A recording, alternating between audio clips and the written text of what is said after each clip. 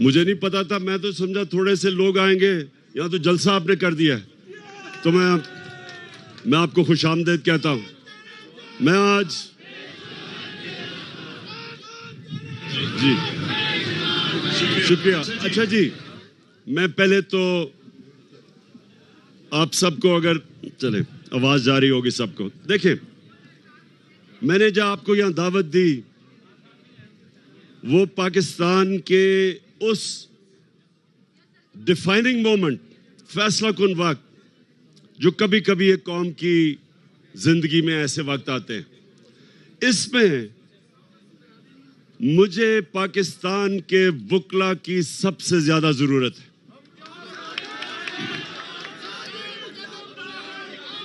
ये जी शुक्रिया शुक्रिया शुक्रिया। मैं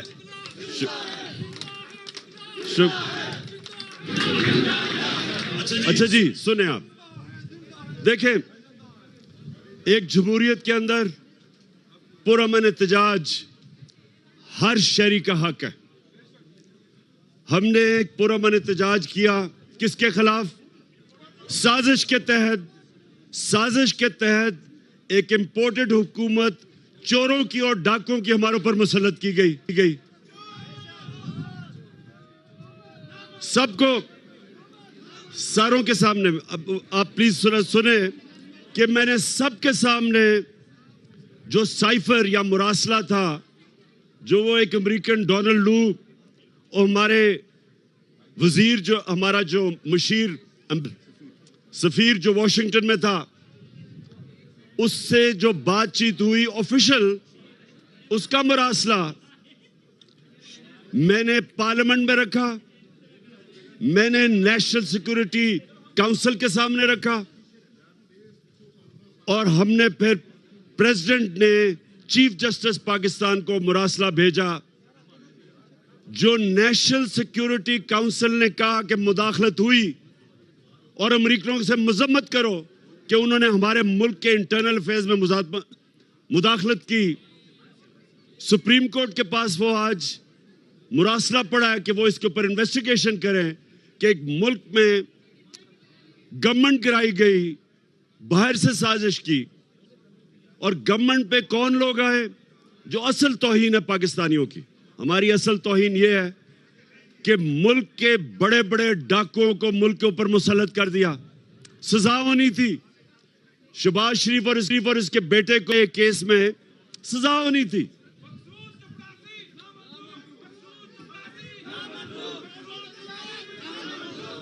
सजा सुने चेरी ब्लॉसम जूते पॉलिश कर करके ऊपर पहुंच तो गया है, लेकिन एफआईए के अंदर केस, एफआईए के अंदर जो केस, ये कैसे हो सकता है कि मुल्जिम काजी बन जाए? ये कैसे हो सकता है? आप वुकला हैं। दुनिया में किसी भी कानून के अंदर मुल्जिम खुद ही काजी बन गया एफआईए के ऊपर। और छोटी मोटी चोरी नहीं, 16 अरब रुपए की जो नौकरों के नाम पे पैसा लिया वो एफआईए में, और 8 अरब की नैब में जो कि इसने पापड़ वालों के नाम पे टीटीज करवाई हुई थी। अब उसको मुल्क का प्राइम मिनिस्टर बनाया और उसके करप्ट बेटे को चीफ मिनिस्टर बना दिया, क्राइम मिनिस्टर।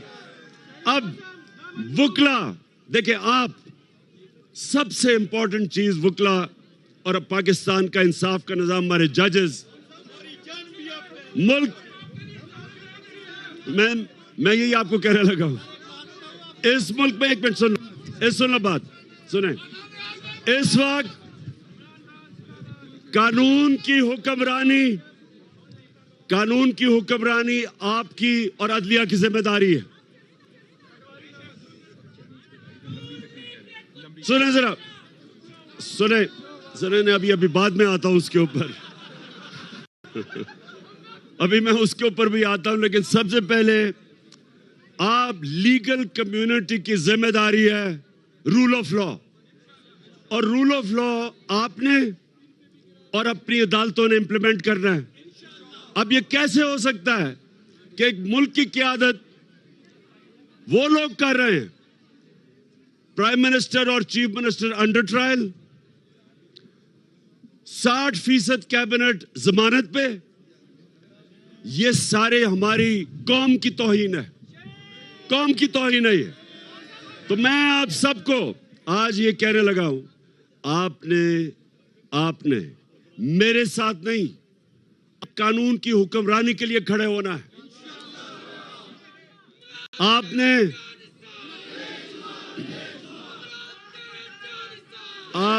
जी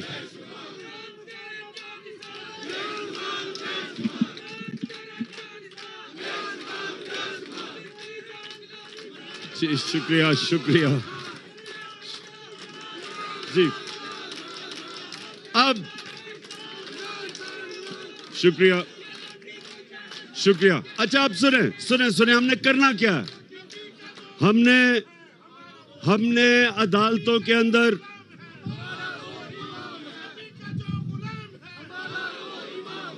और मैं आज ये एक मिनट मैं ये जरूर कह दूं कि जो हिंदुस्तान में हमारे प्यारे नबी सल्लल्लाहु अलैहि वसल्लम की शान में गुस्ताखी हुई, ये हुकूमत को मैं इनको कहता हूं कि सख्त पोजीशन ले इसके ऊपर। अगर अरबों के अंदर 4 मुल्कों ने सख्त पोजीशन ली है, ये भी सख्त पोजीशन ले कि हिंदुस्तान की जो बीजेपी पार्टी है, जो मुसलसल मुसलमानों के खिलाफ है, अपने ये शरीफ खानदान अपने ताल्लुकात जो मोदी से है वो तोड़े और ये इस वक्त सख्त स्टैंड ले कि जिस तरह की इन्होंने जो हिंदुस्तान में, और ये पहली दफा नहीं हुआ जो मुसलमानों से ये कर रहे हैं, ये हुकूमत को मैं आज कहता हूं कि सारी कौम देख रही है आपकी तरफ। दोस्ती और बिजनेस खत्म करें, अपने नबी सल्लल्लाहु अलैहि वसल्लम की जो शान में गुस्ताखी हुई, स्टैंड ले। जिस तरह अरब मुल्क इनके प्रोडक्ट्स की बॉयकॉट करवाएं। अब मैं इस पे आता हूं जी। आप सुने, मैं ये जो आप सबसे चाहता हूं, पहले तो इलेक्शन कमीशन, पहली चीज मैं कह रहा हूं, इलेक्शन कमीशन ने जिस तरह हमजा शरीफ को चीफ मिनिस्टर रखने की कोशिश कर रहे हैं, इसके ऊपर यहां हमजा कुकड़ी, इसको सुने जरा। अब असूलन जैसे ही वो डिस्क्वालीफाई हुए थे, इनको रिजर्व सीट्स पुर करनी चाहिए थी, लेकिन क्योंकि अगर वो रिजर्व सीट पूरी करते हैं तो हमजा नंबर पूरे नहीं कर सकता, फारिग हो जाता है। इसलिए उस आने के लिए उन्होंने कहते जी बाय इलेक्शन के बाद फैसला होगा। ये कौन से आइन में लिखा हुआ है? और मैं इसलिए अपनी लीगल कम्युनिटी को कहता हूं कि आपने पूरी मदद करनी है, क्योंकि सारी आइन की धज्जियां उड़ाई जा रही हैं। दूसरी चीज हम पूरी तैयारी कर रहे हैं।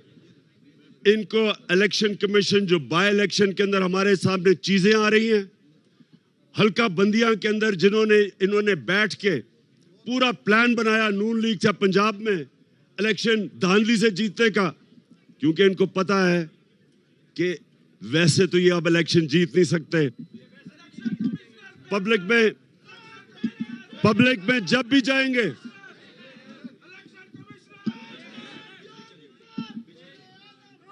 उससे कहा वो जनरेटर चलाए। जैसे ही ये पब्लिक के अंदर जाएंगे, वो कौन से 2 नारे सुनेंगे? ये चोर और दूसरा गद्दार इलेक्शन कैंपेन। तो लिहाजा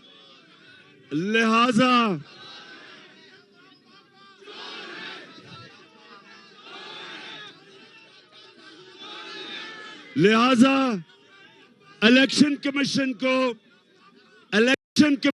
को साथ मिला के अब ये धांधली करके कोशिश कर रहे हैं कि ये इलेक्शन जीतेंगे। इनका वो हाल होगा कि मैं आपको एक बात बताऊं, ना पाकिस्तान हिंदुस्तान में जीता था जब मैं क्रिकेट खेलता था, ना वो यहां जीतते थे। अपने अंपायर होते थे, वो अंपायर ही नहीं जीतने देते थे। हम वाहिद टीम पाकिस्तान की लेके गए कि हिंदुस्तान के अंपायरों के बावजूद जीत के आए। अब इनको भी इंशाल्लाह हराएंगे इलेक्शन कमीशन के बावजूद। अच्छा जी, और सुने जरा, अब दो तीन चीजें बड़ी जरूरी।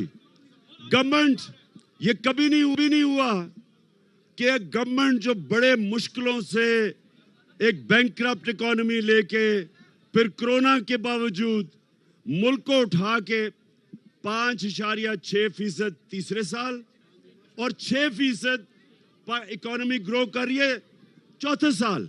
ये कभी नहीं हुआ कि उस गवर्नमेंट को जो मुल्क संभाल चुकी थी उसको गिरा के इन चोरों को ऊपर लाओ, और वो जो चोर जब से ऊपर आए हैं इंपोर्टेड बाहर के एजेंडा लेके, आप जरा हालात देखें। सबसे पहले तो महंगाई का देखें कि मैंने पाकिस्तान की तारीख में कभी ऐसी महंगाई नहीं देखी।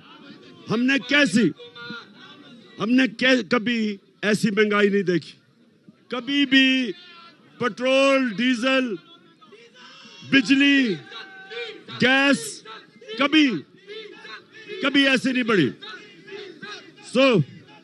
दूसरा, मायशत, हमारी रेटिंग जो इंटरनेशनल इदारे रेट करते हैं, मूडीज, वो माइनस में चली गई है, अनस्टेबल पे।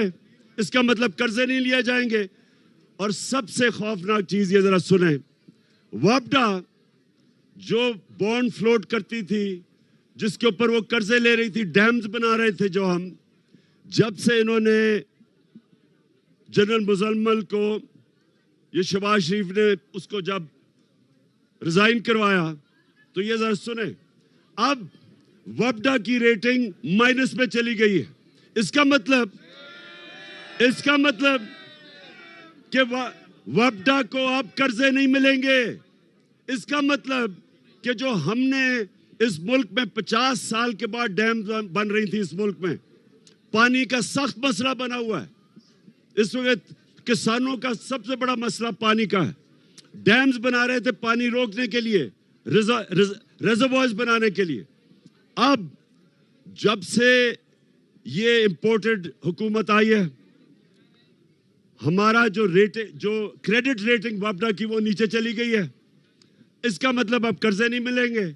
इससे सबसे खौफनाक चीज आ गई है कि डैम्स के लिए जब कर्जे नहीं मिलेंगे वो रुक जाएंगी। और ये इतनी 50 साल के बाद डैम्स बन रही थी। मैं सिर्फ बता रहा हूं कि इनके आने से माशत भी नीचे, महंगाई भी बढ़ गई, और आगे मजीद जो मुल्क का मुस्तकबिल है वो खतरे में है। मैं ये आज कहता हूं, ये हमारी नेशनल सिक्योरिटी के लिए सबसे बड़ा खतरा ये है। पहले तो बाहर से ऑर्डर्स लेते हैं, आईएमएफ की जो बात, आईएमएफ ने हमें भी कहा कि कीमतें बढ़ाओ। हमने आईएमएफ के सामने खड़े हुए, हमने कीमतें नहीं बढ़ाई, हमने रोका। इन्होंने, अच्छा अब सुने, आखिर में सुने जरा मेरी बात। अब जरा आखिर में मेरी बात सुने। यहां ये हो रहा है कि जब आप पहले तो ये मुल्क का तबाही की तरफ लेके जाएं, पहले ये साजिश के तहत आए, उसके बाद चोर ऊपर बैठ जाएं, वो नैब के अपने केसेस खत्म करवाएं, एफआईए के केसेस खत्म करवाएं, और उसके बाद हम एहतजाज करें तो हमें डंडों से, जिस तरह इन्होंने मार्शल लॉ में इस तरह के मारा नहीं जो इन्होंने हमें मारा, जिस तरह इन्होंने औरतें, बच्चों पे टेयर गैस की। मैंने किसी जमहूरियत के अंदर कोई तस्वर भी नहीं कर सकता कि औरतें और बच्चों के ऊपर इस तरह जिन्होंने टेयर गैसिंग की, घरों में जा के रात को औरतें थी उधर गिरफ्तारियां की। और अब बजाय